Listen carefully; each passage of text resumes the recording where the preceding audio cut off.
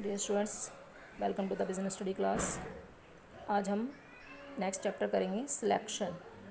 Selection क्या होता है कि चयन। इसका अभिप्राय आवेदकों की बड़ी संख्या में से विभिन्न परीक्षणों के द्वारा योग्य प्रार्थी को पूर्व निर्धारित संख्या में चुने जाने से है कि जिन कैंडिडेट्स ने हमारे पास जिन कैंडिडेट्स ने आवेदन किया था, जिन कैंडिडेट्स ने एप्लीकेशन फॉर्म भरे थे, उनको विभिन्न टेस्टों के द्वारा, विभिन्न प्रशिक्षणों के द्वारा जो है जितने हमें चाहिए उन पूर्व निर्धारित संख्या में चुने जाने से है। डेफिनेशन है अकॉर्डिंग टू डेल बॉर्डर, चयन वह प्रक्रिया है जिसमें नौकरी के प्रार्थियों को दो भागों में बांट दिया जाता है। एक वे जिन्हें नौकरी दी जानी है और दूसरे वे जिन्हें नौकरी नहीं दी जानी। तो सिलेक्शन में होता तो यही है ना कि मान लीजिए जितने आए हैं आपके रिटन टेस्ट वगैरह क्लियर करके या जो भी है, तो उनमें धीरे धीरे निकलते चले जाएंगे। एक वो जिनको देनी है, एक दो जिनको नहीं देनी, तो लास्ट में सिर्फ वही बच जाएंगे जिनको दी जानी है।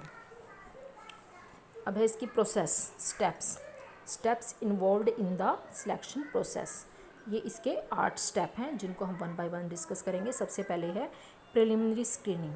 सर्वप्रथम भर्ती प्रक्रिया में प्राप्त आवेदकों की आवेदन पत्रों की जांच की जाती है। तो जो हमारे पास एप्लीकेशन फॉर्म आई थी उनकी सबसे पहले हम जांच करेंगे। आवेदन पत्रों की जांच में देखा जाएगा कि क्या प्रार्थी सभी वांछित योग्यताएं रखता है, यानी कि जिस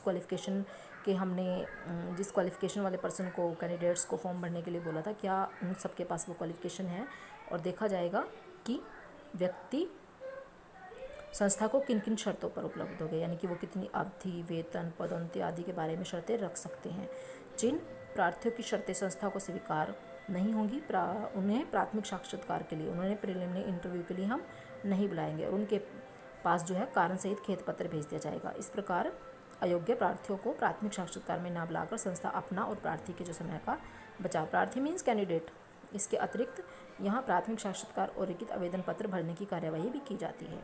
तो इसका फर्स्ट पार्ट है प्रीलिमिनरी इंटरव्यू। लेते हैं सबसे पहले।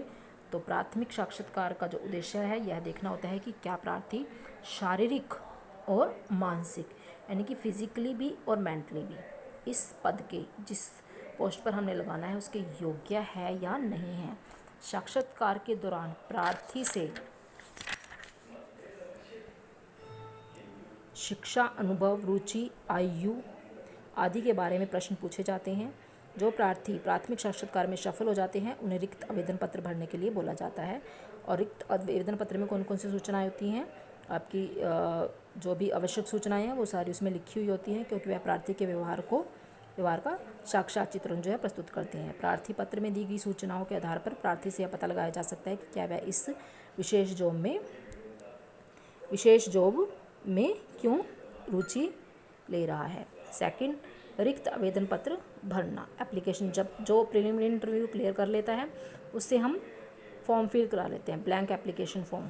अब ब्लैंक एप्लीकेशन फॉर्म में लिखा क्या होता है, क्वालिफिकेशन सबसे पहले कि उसकी टेक्निकल या एजुकेशनल क्वालिफिकेशन क्या है, उसके पास एक्सपीरियंस कितना है। उसके बाद पर्सनल इन्फॉर्मेशन, उसका नाम, पिता का नाम या वैवाहिक स्थिति, मैरिड है, अनमैरिड है, वो कितना न्यूनतम कम से कम कितना वेतन लेना पसंद करेगा। संदर्भ जांच के लिए 2 व्यक्तियों के नाम लिखवाए जाएंगे, जिसमें जो प्रार्थी के करैक्टर के बारे में या जो उसकी सामाजिक संबंध है उनके बारे में हमें जानकारी दे सके।